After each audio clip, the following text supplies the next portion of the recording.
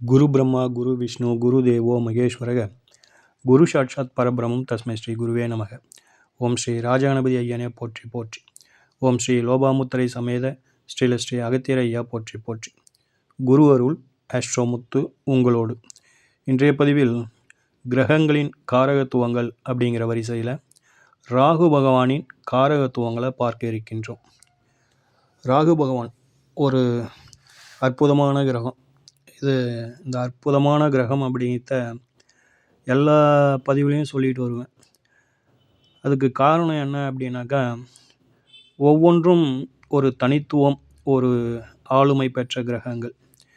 அதில் எதையுமே நம்ம குறைத்து மதிப்பிடுவதற்கு இல்லை. அதனால் ஒவ்வொன்றும் ஒவ்வொரு கிரகங்களும் அற்புதங்களே அப்படிங்கிறது எனது தனிப்பட்ட கருத்து. சரிங்களா? இப்போது ராகு பகவான் இவரை பொறுத்தவரையிலும் யோகக்காரகர் அப்படின்னு சொல்லிட்டு சொல்லணும். யோகம் அப்படின்னாக்கா, ஒரு குப்பமேட்டில் இருக்கிறத கூட கோபுரத்தில் உயர்த்தி வைத்து அழகு பார்க்கும் ஒரு அற்புத ஆற்றல் யார்கிட்ட இருக்குது அப்படின்னாக்கா, ராகு பகவான்கிட்ட இருக்குது. அந்த அளவுக்கு ஒரு யோகத்தை கொடுத்துருவார். அந்த யோகத்தை ஒரு மனிதன் அனுபவித்து கொண்டு இருக்கும் பொழுது மற்றவர்கள்லாம் அப்படியே சும்மா அண்ணாந்து பார்க்குற மாதிரி இருக்கும். இவரா, இப்படியா, இவர் ஒரு காலத்தில் எப்படி இருந்தால் தெரியுமா அப்படிங்கிற மாதிரி இருக்கும். அந்த மாதிரியான ஒரு யோகத்தை கொடுக்கக்கூடிய ஒரு அற்புதமான கிரகம் அப்படின்னாக்கா ராகு பகவான். போகக்காரகர். யோகத்தையும் கொடுத்து சக்கையாக அனுபவிடா, எதெல்லாம் அனுபவிக்கணும்னு நினைக்கிறோமோ அதெல்லாம் அனுபவிக்கணும். பிறந்ததே நான் இந்த பூலோகத்தில் இருக்கிறத அனுபவிக்கிறதுக்கு தான் பிறந்தேன் அப்படின்னு நினைச்சா, அந்த அனுபவித்தல் அது எதுவாக வேண்டாம் இருக்கட்டும். ஒரு வீடு கட்டணும், நல்ல சொகுசான வீடு கட்டணும், கையில் நல்ல செல்வம் இருக்கணும், ஜாலியாக எங்கன்னா வெளில போகணும், வரணும், 4 பேருக்கு நல்லா செய்யணும். இப்படி ஒரு விஷயத்தை, நினைத்த விஷயத்தை மனதுக்கு மகிழ்ச்சியோடு அனுபவிக்கணும் அப்படிங்கிற மாதிரியான ஒரு நிலைப்பாடு வரணும் அப்படின்னாக்கா, அதற்கு இந்த போகக்காரகரின் ஒரு துணை வேண்டும். இதில் இருக்கிற ஒரே ஒரு மைனஸ் என்ன அப்படின்னாக்கா, ராகு பகவானை பொறுத்தவரையிலும் இவரே ஒரு பாவக்கோள். அதனால் மேலும் பாவர்களோடு சேர்ந்து பலவீனப்பட்டு விடக்கூடாது. இது ரொம்ப முக்கியமான ஒரு கண்டிஷன். அப்படி பலவீனப்பட்டுட்டா ராகுவை போல் வச்சு செய்யறதுக்கு ஆள் இல்லை அப்படிங்கிறத பார்த்துக்கோங்க. சரிங்களா? ஆக ராகுவை பொறுத்தவரையிலும் ஒரு சுபகிரகங்களோட தொடர்பை பெறுவது சிறப்பு. அதுதான் ஒரு யோகத்தையும் நல்ல ஒரு நிலையையும் கொடுத்து நம்மளை மகிழ்ச்சியோட ஒரு வழி நடத்தும் அப்படிங்கிறத பார்த்துக்கோங்க. சரிங்களா? இப்போது ராகு பகவானுடைய காரகத்துவங்களை பார்ப்போம். ஏற்கனவே சொல்லிட்டோம், ராகு பகவான் அப்படிங்கிறது யோகக்காரகர், போகக்காரகர். இவர் ஒரு நிழல் கிரகம் அப்படின்னு சொல்லிட்டு போட்டுக்கோங்க. ராகு ஒரு நிழல்.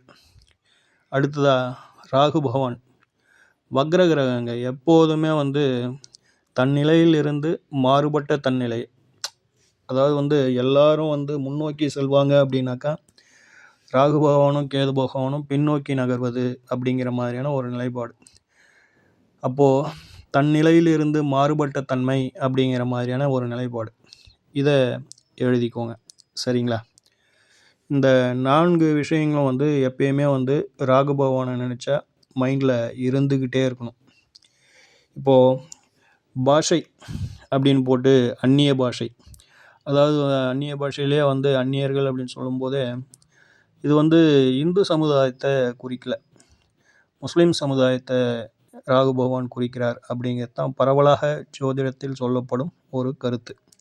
அதனால் அதை ப்ராக்கெட்டில் போட்டு எழுதி வச்சிங்க. சரிங்களா? நிறம் அப்படின்னும் போது இது ஒரு சாம்பல் நிறம் அப்படின்னு சொல்லிட்டு சொல்லலாம். அதாவது ஒரு கருப்பு, அதுலேயே ஒரு சாம்பல் கலந்த நிறம் அப்படின்னு சொன்னோம்னா அது சரியாக இருக்கும். அதை எழுதிக்கோங்க.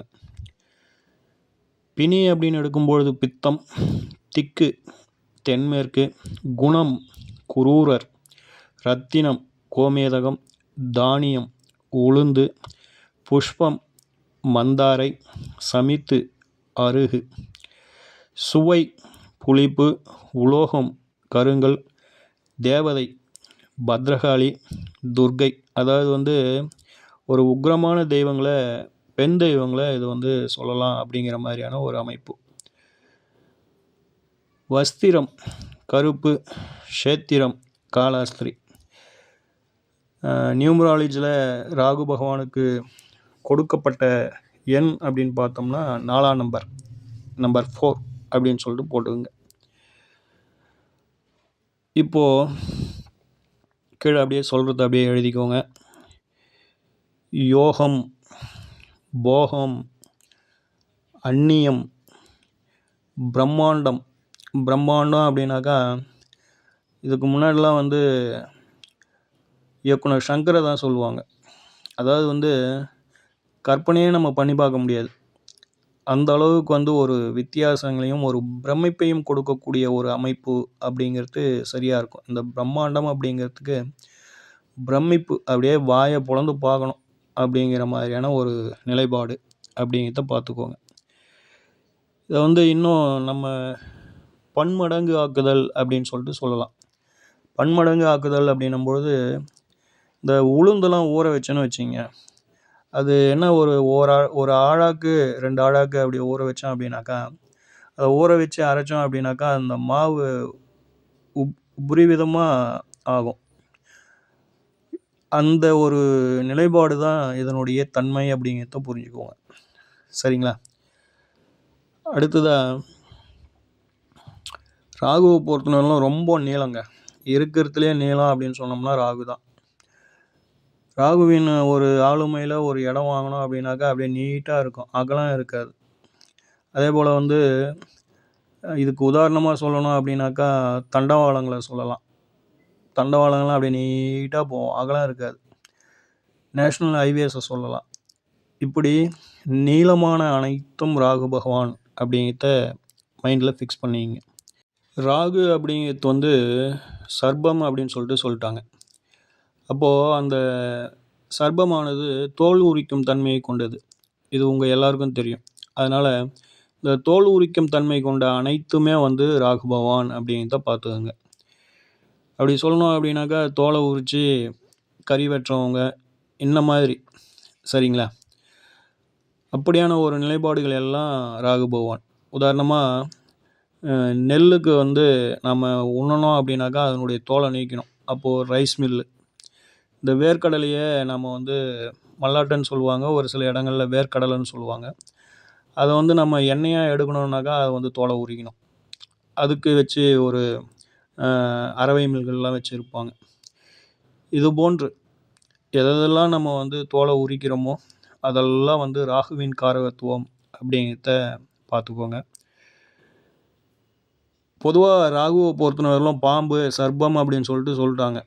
அதனால் வந்து இதுக்கு இரவில் தான் பலங்க. இதனுடைய சிந்தனை, இதனுடைய நிலைப்பாடுகள், இதனுடைய ஒர்க்கிங் பவர், அதாவது வந்து வேலை செய்யும் விதம் அப்படிங்கிறது பகலில் அதிகமாக வந்து இதனுடைய வீரியம் அதிகமாக தெரியறதில்ல, அல்லது பகலில் அது வேலையே செய்யறதில்ல. அதனால் வந்து இது முழுக்க வந்து இரவில் தான் வெளிப்படும், பகலில் யார் கண்ணுலையும் படாது. இது உணவு விஷயங்களை கூட இரவில் தான் அதிகமாக வந்து தேடும், சரிங்களா? அதனால் வந்து இரவு அப்படின்னு சொல்லிட்டு போடுங்க. ஜோதிட சாஸ்திரத்தில் ராகு பகவானுக்கு 3 நட்சத்திரங்கள் ஒதுக்கப்பட்டு இருக்கின்றது. ஆனால் அவருக்கு ராசிகள் அப்படின்னு சொல்லிட்டு இவருக்கு இந்த ராசி தான் சொந்தமானது அப்படின்னு சொல்லிட்டு கொடுக்கப்படலை. அதனால் வந்து ஆக்கிரமிப்பு அப்படிங்கிற ஒரு விஷயம் ராகு பகவானுடைய காரகத்துவம். அதே போல் வந்து அடகு பிடித்தல் அப்படின்னு சொல்கிறது, இன்னொருத்தவங்க பொருளை வாங்கி வச்சுக்கிறது. இப்போ ஆக்கிரமிப்பு அப்படின்றது கூட ஒரு விதத்தில் வந்து அடகு அப்படிங்கிற ஒரு நிலைப்பாட்டோடு வரும்னு வச்சிங்களேன். அதனால் வந்து அடகு பிடித்தல், இந்த போகியத்துக்கு வாங்கி உபயோகம் செய்தல், போகியம் போடுதல் இப்படிங்கிற ஒரு நிலைப்பாடெல்லாம் ராகு பகவானின் காரகத்துவங்கள் அப்படிங்கிறத எழுதி வைத்து கொள்ளுங்கள். அமானுஷம் அப்படிங்கிறது ராகு பகவானுங்க. அதாவது வந்து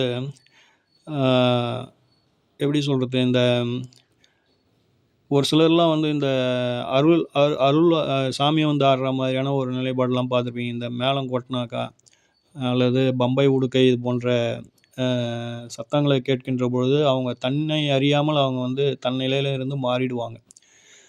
இது போன்ற அமைப்புகளுக்கு காரணம் ராகு பகவான், அமானுஷம் அப்படின்னு சொல்லிட்டு போட்டுக்கோங்க. அடுத்ததாக ராகு பகவானை பொறுத்தவரையிலும் ஒரு மயக்கம், ஒரு போதை அப்படிங்கிற மாதிரியான ஒரு நிலைப்பாடு. அந்த போதை, மயக்கம் அப்படிங்கிறதுலாம் வந்து ராகு பகவான் தான். நிழல் கிரகம் அப்படின்னு சொல்லிட்டு ராகுவை நம்ம வந்து சொல்லிட்டோம். அதனால் இந்த எக்ஸ்ரே, அடுத்ததாக வந்து இந்த ஸ்கேன் பண்ணுறது, இசிஜி பார்க்குறது, இதெல்லாம் வந்து ராகு பகவான் அப்படிங்கிறத எழுதி வைத்து கொள்ளுங்கள். அந்நியத்தை சொல்லக்கூடியவர் ராகு பகவானுங்க. அதனால் வந்து இந்த ஊர்லேருந்து இன்னொரு இடத்துக்கு நம்ம வெளியேறணும், வெளியேற்றம் அப்படிங்கிறது வந்து ராகு பகவான்னு வச்சுங்களேன். ஒரு இடத்துல இருந்து இன்னொரு இடத்துக்கு வந்து நம்ம வந்து புலம்பெயரணும். அந்த வெளியேற்றம், அதே போல் வந்து மாற்றம், இந்த 2 நிகழ்வுகளுக்கும் சொந்தக்காரர் ராகு பகவான்.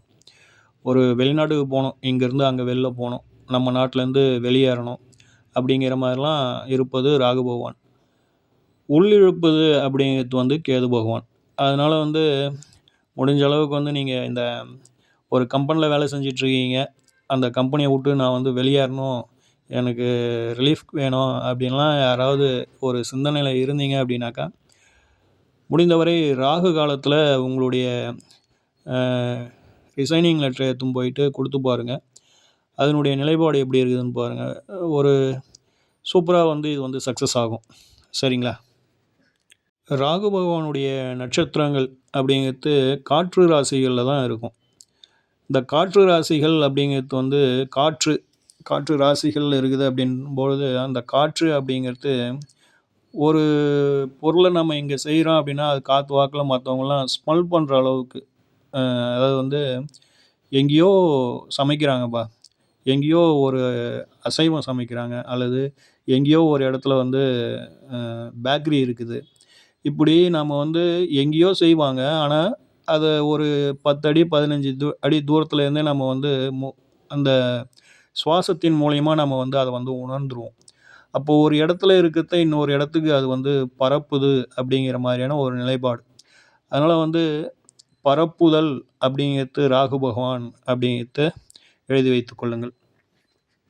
அடுத்து சுவாதி, திருவாதிரை, சுவாதி, சதயம், இந்த 3 நட்சத்திரங்களும் ராகு பகவானுடைய நட்சத்திரங்கள். இந்த 3மே வந்து ஒரு சுப நட்சத்திரங்கள். இந்த 3த்துலேயும் வந்து அனைத்து சுப நிகழ்வுகளுக்கும் ஏற்றது.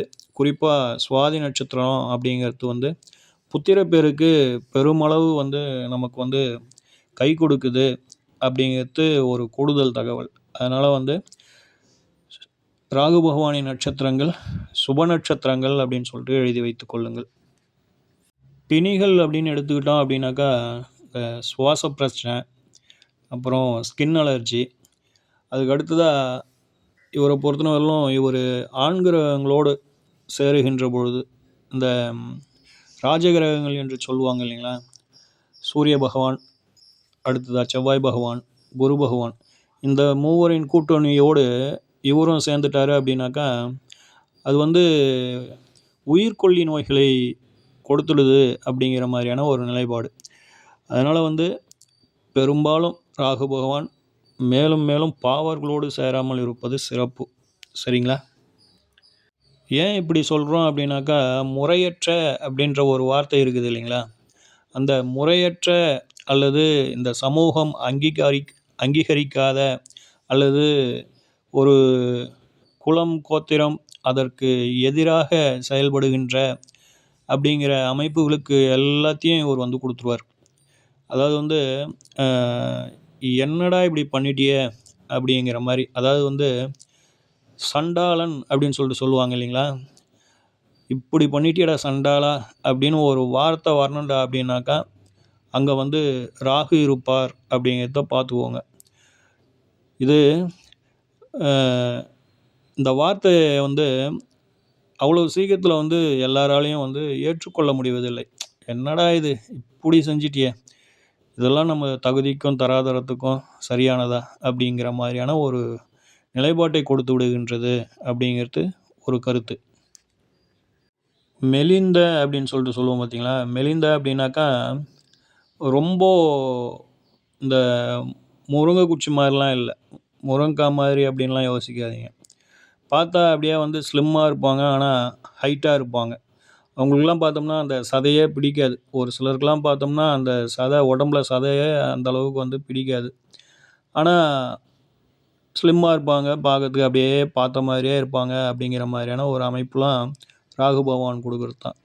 உதாரணமா இந்த மூங்கில், சவுக்கு மரம் இதெல்லாம் பார்த்தோம்னா நீளமா இருக்கும். ஆனா வந்து பருமனா இருக்காது அப்படிங்கிறதுக்காக இந்த 2 விஷயங்களையும் சொல்லியிருக்கேன்.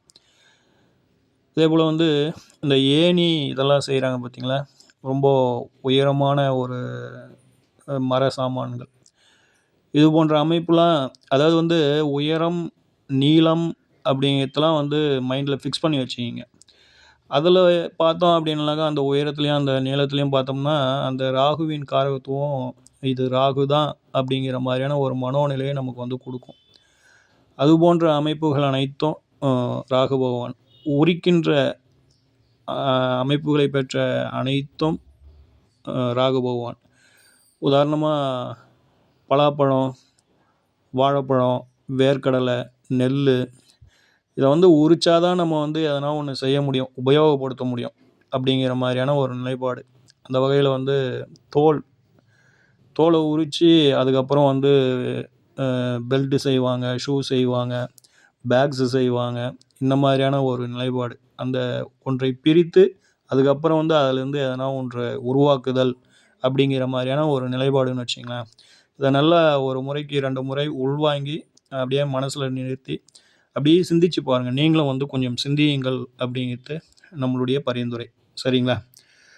ஆக இன்றைய பதிவுல வந்து ராகு பகவானின் காரகத்துவங்கள எந்த அளவுக்கு வந்து விரிவாக்கமாகவும், அ முக்கியமான கன்டென்ட் இதெல்லாம் தவிர்க்கவே முடியாதுங்க. இதெல்லாம் ராகு பகவானுடைய காரகத்துவங்கள் அப்படிங்கிறது அனைத்தையும் வந்து அ ஒரு நாகரீகத்தோட அதாவது வந்து இவர பற்றிய புரிதல்ல நெகட்டிவ் தாட்ஸ அதிகமா வந்து இங்க வந்து பதிவு பண்ணல. அத வந்து சுருக்கமா ஒரே வார்த்தையில வந்து ஓரிரு வார்த்தைகள்ல பதிவு பண்ணியிருக்கோம். பிரிச்சு, பிரிச்சு அத வந்து பதிவு பண்ணல அப்படின்றத பார்த்துக்கோங்க. சரிங்களா? ஆக திரும்பவும் சொல்றது இதுதான்.